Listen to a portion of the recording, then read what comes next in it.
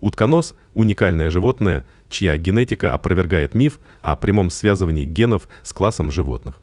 Несмотря на свои 60% генетического сходства с курицей, утконос не имеет птичьих генов в прямом смысле.